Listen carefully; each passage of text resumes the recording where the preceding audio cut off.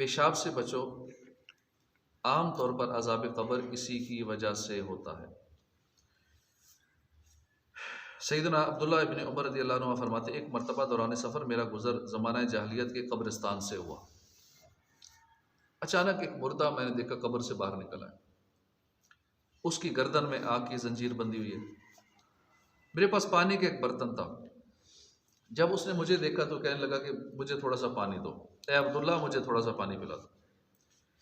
मैंने दिल में कहा कि मेरा नाम कैसे जानता है, कि मुझे नाम लेकर पुकार रहा है, तो ये मुझे कुछ जानता है या अरबों के तरीके के मुताबिक अब्दुल्ला कह के पुकार रहा है।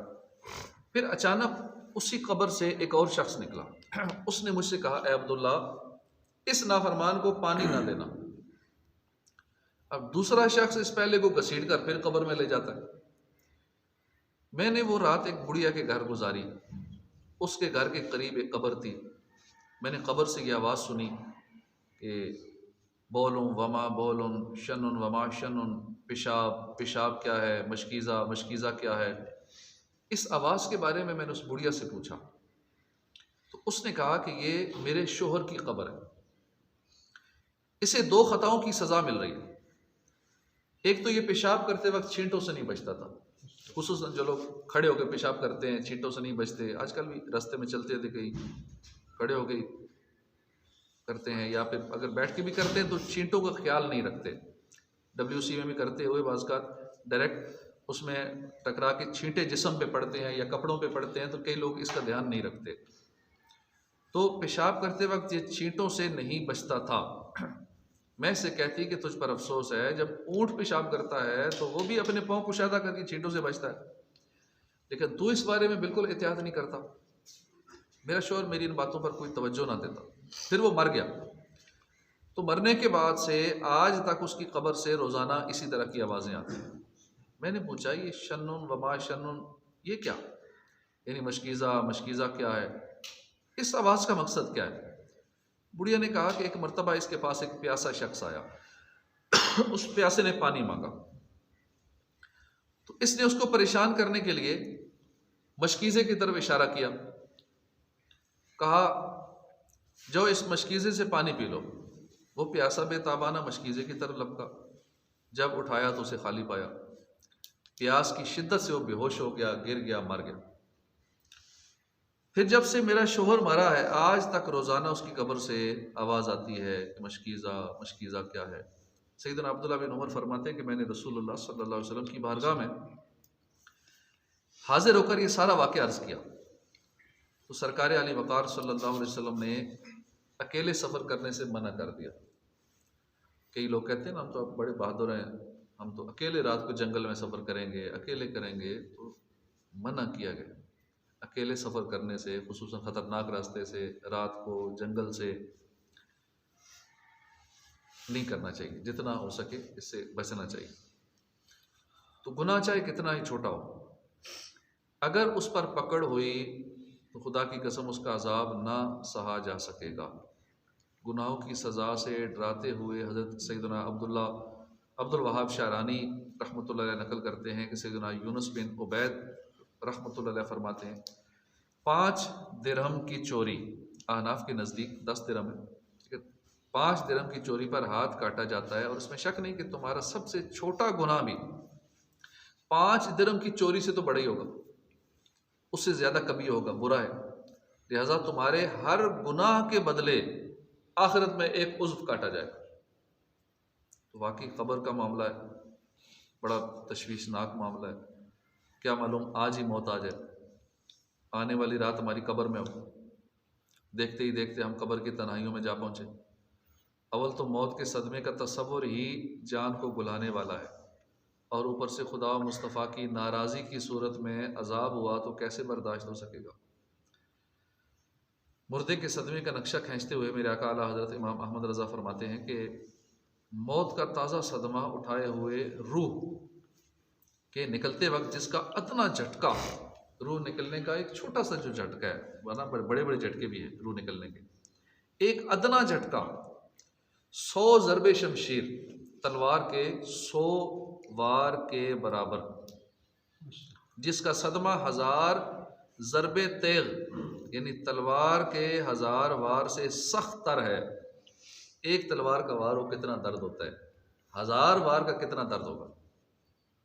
1000 वार से भी सख्त तर है, उसके बराबर नहीं है, उससे भी ज़्यादा सख्त है। और मलकुल मौत का देखना, ये तो 1000 तलवार के सदमे से भी और ज़्यादा बढ़कर है। और फिर नई जगह, और फिर बिल्कुल तन्हाई, ये तो कब्र नई जगह, फिर कब्र के अंदर अकेले, हर तरफ बेकसी छाई, और वो भी भयानक किस्म की बेकसी।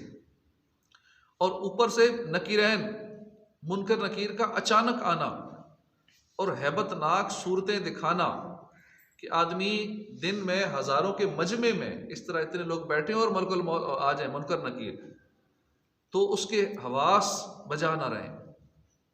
काला रंग, नीली आंखें, देगों के बराबर बड़ी, चमकीली धात की तरह शोला जन, सांस जैसे आग की लपट, बैल के सींगों की तरह लंबे नोकीले अगले दांत, ज़मीन पर घिसटते सर के पेचीदा बाल, कद्दो कामत, जिस्म और जिसामत, बला और क़यामत कि एक शाने से दूसरे शाने तक, यानी एक कंधे से दूसरे कंधे तक मंजिलों का फासला, यानी बेशुमार किलोमीटर्स का फासला।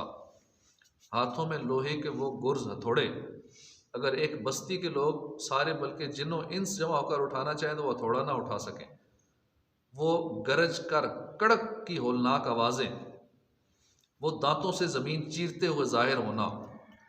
फिर इन आफात पर आफात ये कि फिर सीधे मुँह बात नहीं करते, वो आते ही झंझोड़ते हैं, मोहलत ना देना, कड़कती झिड़कती आवाज़ों में इम्तिहान लेना। अल्लाह पाक हमारे लिए आसानी फरमाए। खड़े हैं मुनकर नकीर सर पर, न कोई हामी न कोई यावर, बता दो आकर मेरे पैगंबर के सख्त मुश्किल जवाब में है। तो अल्लाह पाक इन सारे अज़ाबात से हमें बचाए। हमें गुनाहों से बचेंगे तो अज़ाब से बचने की सूरत बनेगी, वरना इतना गुनाहों का सिलसिला आम है। किसी शादी में जाएं तो वहाँ म्यूज़िक चल रहा है, गुनाह, वलीमे में जाएं तो वहाँ गुनाह। बचने का ज़हन नहीं है। एक शादी जैसी एक सुन्नत है, एक नेक काम है, उसमें भी इतना म्यूज़िक चल रहा कि लोगों के कान फट जाते हैं। लेडीज़ भी सुन रही हैं, मर्द भी सुन रहे हैं, और समझते हैं कि पैसे दिए हुए हैं तो पैसे पूरे करने हैं, इसलिए म्यूज़िक बीच में शामिल करें वरना कमी रह जाएगी किसी चीज़ की। तो अगर कोई हमारे बस में हो, हमारे घरों में शादियाँ हों, तो पहले ही मना कर देना चाहिए, भाई इसमें म्यूज़िक नहीं चले, चाहे जितने लोग डिमांड करते रहे। आजकल के नौजवान कहते रहे कि नहीं ज़रूरी है, हमारी शादी ख़राब हो जाएगी। कई मजहबी घराने भी ऐसे देखे हैं कि कहीं निकाह पढ़ाने के लिए गए मजहबी घराने, म्यूज़िक बंद कराया तो नाराज़ हो जाते हैं। आम दुनियादारों का क्या हाल है, मजहबी घराने बाद में पैगाम आते हैं, फ़लाँ ने हमारी शादी ख़राब कर दी, म्यूज़िक बंद करवा के शादी ख़राब कर दी। और इस म्यूज़िक की नहुसत ही हो सकता है, यही नहुसत हो कि जो तलाक़ों का सिलसिला बढ़ रहा है, घरेलू नाचाकियाँ, लड़ाई झगड़े, औलाद नाफरमान, औलाद नेकियों से दूर, अल्लाह उसके रसूल से दूर, हो सकता है यही नहुसत हो। जब हम शुरू में ही आगाज़ ही बुरा कर देंगे म्यूज़िक से, तो जितना हमारा बस चले ना, हमें इससे बचना भी चाहिए, बचाना भी चाहिए अपने घर वालों को, अपने रिश्तेदारों को, जहाँ तक हमारी रसाई हो। और किसी ऐसी शादी में अगर जाएं भी तो कह देना चाहिए जाके कि बंद करें, वरना बड़ा अजीब हाल है। गुनाहों से एक तो खुद गुनाह करते हैं, दूसरा औरों को भी गुनाह में मुब्तला कराते हैं। जब तक खाना खाते रहो, जब तक वहाँ बैठे रहो, म्यूज़िक चलता रहेगा। अजीब माहौल बन चुका है। अल्लाह उसका नेक कराने, नेक नमाजी लोग भी ना इस काम में इन्वॉल्व हैं। तो अल्लाह पाक गुनाहों से हम सबको बचने की तौफीक अता फरमाए। तो अल्लाह की खुफिया तदबीर से डरना चाहिए। यही गुनाह जो है ईमान की बर्बादी का सबब बन सकते हैं। सैयदना अबी बकरा रज़ी अल्लाह अन्हु फरमाते हैं कि मैं हुज़ूर सल्लल्लाहु अलैहि वसल्लम के साथ चल रहा था, आपने मेरा हाथ थामा हुआ था। एक आदमी आपके बाएं तरफ था, अचानक अपने सामने हमने दो कब्रें देखी। अल्लाह की अता से गैब की खबरें देने वाले प्यारे आका सल्लल्लाहु अलैहि वसल्लम ने फरमाया कि इन दोनों को अजाब हो रहा है। अब देखें, कब्र के अंदर के मामलात मेरे आका जानते हैं, कब्र के अंदर क्या हो रहा है। अब तो ऐसी डिवाइसें ईजाद कर ली हैं साइंसदानों ने कि दीवार के पीछे, इसराइल के पास भी वो टेक्नोलॉजी है कि दीवार के पीछे क्या हो रहा है उसका भी इल्म लगाने के लिए उन्होंने ऐसा आला ईजाद कर लिया कि पीछे का पता लग जाए। तो बदमज़हब कहते हैं हुजूर को दीवार के पीछे का इल्म नहीं है। तो इस टेक्नोलॉजी ने दीवार के पीछे वाला भी बता दिया कि नहीं, ये तो हमारी इंसान की बनाई हुई चीज़ें भी कर सकती हैं, उनका रुतबा तो वराउल वरा है। यानी वो सारी चीज़ें आजकल साबित हो रही हैं और क़यामत तक और बहुत कुछ साबित होगा। जो मेरे आका सल्लल्लाहु अलैहि वसल्लम ने किया है ना, और जो ना मानने वाले उस टाइम ही नहीं मानते थे, अब भी बहुत सारे इन बातों को नहीं मानते, मुअजिज़ात को, करामात का इनकार करते हैं, इल्म का इनकार करते हैं। दीवार के पीछे का इल्म नहीं है, तो वो पीछे का इल्म तो अभी से साबित हो गया है। आजकल की डिवाइसों ने ये चीज़ें बता दी, पीछे क्या हो रहा है, पीछे कौन है और क्या हिसाब किताब है। तो अल्लाह की अता से गैब की खबर देने वाले प्यारे आका सल्लल्लाहु अलैहि वसल्लम ने फरमाया कि इन दोनों को अजाब हो रहा है, किसी बड़ी वजह से नहीं हो रहा। तुम में से कौन है जो मुझे एक टहनी ला दे। हमने एक दूसरे से आगे बढ़ने की कोशिश की तो मैं सबकत ले गया, एक टहनी ली, शाख दरख्त की ली, हाजिर हुआ। आपने उसके दो टुकड़े किए और दोनों कब्रों पर एक एक रख दिया। फिर इरशाद फरमाया कि जब तक ये तर रहेंगी अजाब में कमी रहेगी, क्योंकि जब तक दरख्त तर रहता है तो वो जिक्र करता रहता है। तो उस जिक्र की बरकत से उनके अजाब में कमी रहेगी, और इन दोनों को गीबत और पेशाब की वजह से अजाब हो रहा है, जिसको हम मामूली सा लोग समझते हैं, इस वजह से कब्र में अजाब हो रहा है। इसी तरह हमें भी चाहिए कि जब भी हम कब्रिस्तान जाएं तो वहाँ कोई ना कोई पौधा अगर लगा है तो ठीक है, लगा देना चाहिए, नहीं तो कोई ग्रीन कोई चीज़ वहाँ टहनियाँ, पत्ते या इस तरह की चीज़ रख देनी चाहिए। जब तक वो तर रहेगा, सब्ज़ रहेगा, इंशाल्लाह वो जिक्र करता रहेगा, तो हमारे उस मरहूम को आराम मिलेगा। इसी तरह रिवायत में आता है कि कपड़े भी ना, ये भी तस्बीह करते हैं, कपड़े भी तस्बीह करते हैं, और जब ये मैले हो जाते हैं तो फिर ये तस्बीह रुक जाती है। इसलिए जब कपड़े मैले हों तो हम इसलिए उतारते हैं कि लोग कहेंगे जिसने मैले पहने हो। ये भी नियत होनी चाहिए कि मेरे कपड़े चूँकि अब तस्बीह नहीं कर रहे, मैले हो चुके हैं, तो इसलिए मैं कपड़े अब तब्दील कर रहा हूँ कि जब तक नए रहते हैं कपड़े ये ज़िक्रुल्लाह करते रहते हैं, जब मैले हो जाते हैं फिर ज़िक्र छोड़ देते हैं। इस नीयत से भी खुसूसन नमाज में भी नए कपड़े पहन लेने चाहिए, साफ़ सुथरे कपड़े पहन के आना चाहिए। तो गीबतों और पेशाब के छींटों से न बचना कब्र के अजाब के असबाब में से है। हमारा वो नाजुक बदन जो कि मामूली कांटे की चुभन, दोपहर की गर्मियों में धूप की तपश और जलन और बुखार की मामूली सी अगन बर्दाश्त नहीं कर सकता, वो कब्र का होलनाक अजाब कैसे सह सकेगा। या अल्लाह पाक हम पेशाब की आलूदगियों के जुर्मों, गीबतों, चुगलियों और छोटे बड़े तमाम गुनाहों से तौबा करते हैं। प्यारे प्यारे मालिक हमसे हमेशा हमेशा के लिए राज़ी हो जा, हमारी बेहिसाब मग़फ़िरत फरमा। आमीन बिजाह नबी आमीन सल्लल्लाहु अलैहि वसल्लम। बयान करदा रिवायत से ये भी मालूम हुआ कि हमारे प्यारे आका को इल्म गैब है, जभी तो बाताए खुदाए पाक कब्र का अजाब मुलाहिज़ा फरमा लिया, जैसा कि बयान करदा हदीस पाक से ज़ाहिर है। और मेरे आका आला हज़रत अदा के बख्शिश में फरमाते हैं, सरे अर्श पर है तेरी गुज़र, दिले फ़र्श पर है तेरी नज़र, मलकूत मुल्क में कोई शय नहीं वो जो तुझ पे अयान है। हर चीज़ उन पे ज़ाहिर है, हर चीज़ को वो देख रहे हैं। फिर अल्लाह की अता से गैब की खबरें देने वाले आका सल्लल्लाहु अलैहि वसल्लम एक कब्र के पास तशरीफ़ लाए जिसमें मैयत को अजाब हो रहा था। तो शायद फरमाया ये लोगों का गोश्त खाता था, यानी ये गीबत करता था।